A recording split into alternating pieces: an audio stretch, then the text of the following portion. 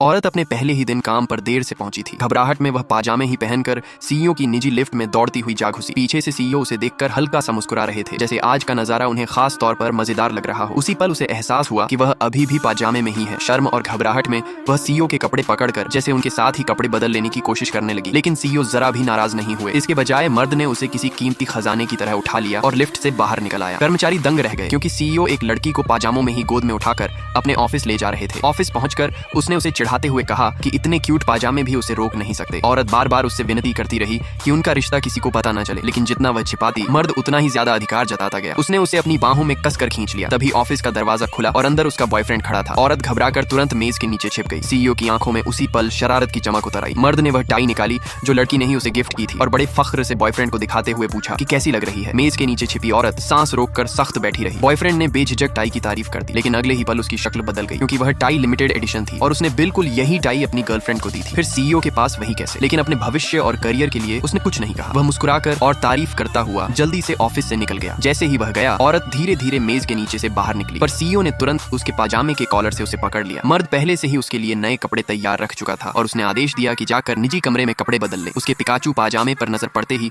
CEO के चेहरे पर अनजानी मुलायम सी मुस्कान आ गई। उस रात औरत अपने बॉयफ्रेंड के साथ डिनर पर बैठी थी जब अचानक सीईओ का फोन आया। मर्द ने शांत आवाज में कहा कि उसका रोब उसके घर पर है और अगर चाहिए तो खुद आकर ले जाना। कॉल के अंत में उसकी धीमी आवाज सारी ड्रिंक्स मुझे जगाए रखती है। औरत के दिल की धड़कनों को फिर से तेज